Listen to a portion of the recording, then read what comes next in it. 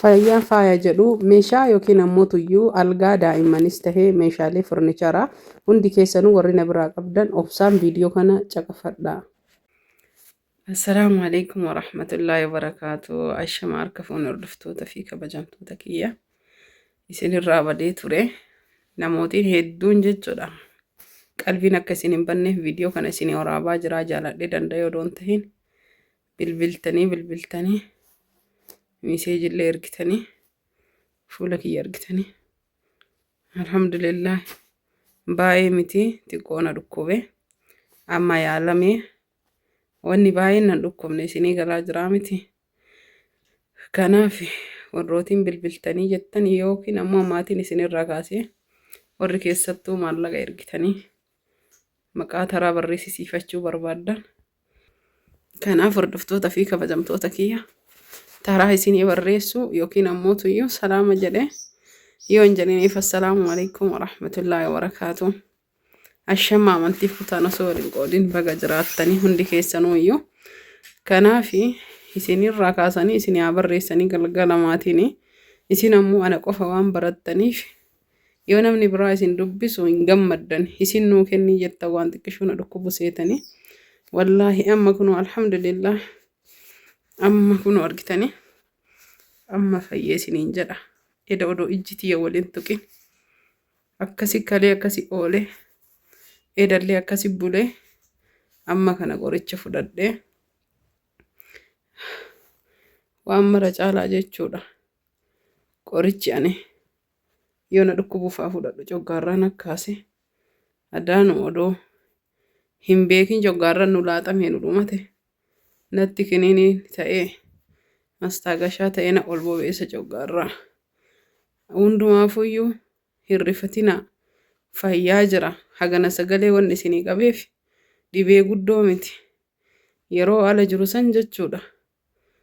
Waa yaalamaa ture waan guddaa miti rifatinaa yaala sanii wal bira qabsiisee amma yaalamee naan xiqqoona ulfaatee mataa na caccabsee hundaa maal taatee maaltu si dhukkuba ka jettaniif viidiyoo isinii hojjechuu danda'a.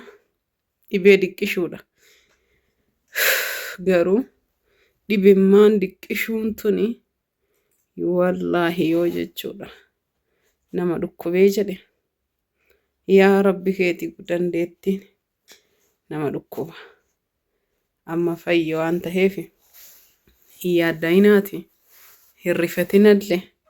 Warri jarjara qabdanillee naa obsa warri immoo maal taatee waatisaappii teelegiraamaa aga duraan nuu deebiftu sanuu ganamaaf galgala nuu deebisuu didde jettan akka kana ta'ee mana yaalatii amma dhufaa jira.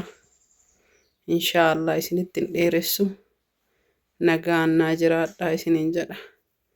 Hordoftoota fi kabajamtoota kiyya viidiyoon kiyya duraa wayii waan jiruuf viidiyoo mana meeshaa tokko irra isiniin kaaya isuma laalaati ittiin bu'aaraa koomantii illee godha du'aa illee naa godha viidiyoolee laayikii tuqa yaa rabbi duunullee laayikii shahaadaa kenna rabbi nu haa sirreessu.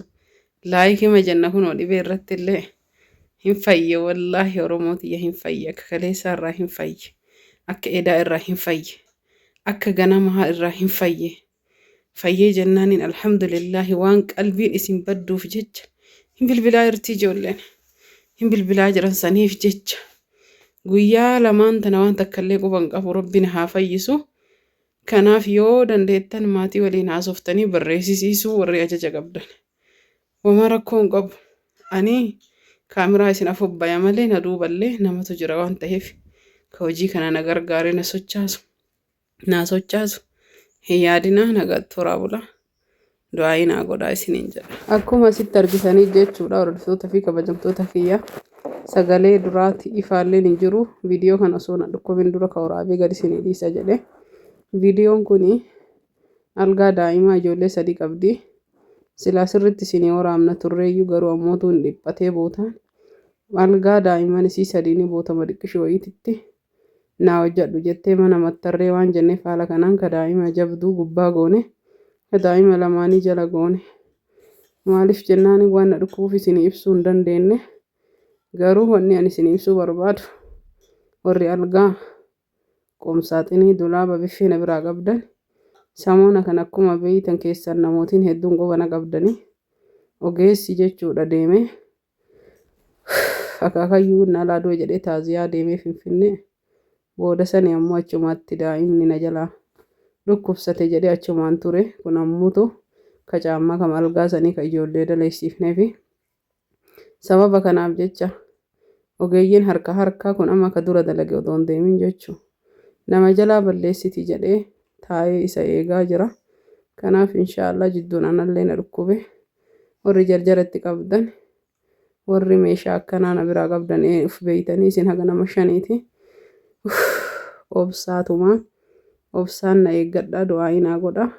Kuuwwan ammootu warri isinii ba'e wal jalaa fe'aa kun amma meeshaan namni na jarjarsaa jiru meeshaan jechuudha taraa qabatee irratti ogeessi na jalaa deeme meeshaa amaanitii fi meeshaa sabboontu akkasuma mootuyyuu hanaanii fi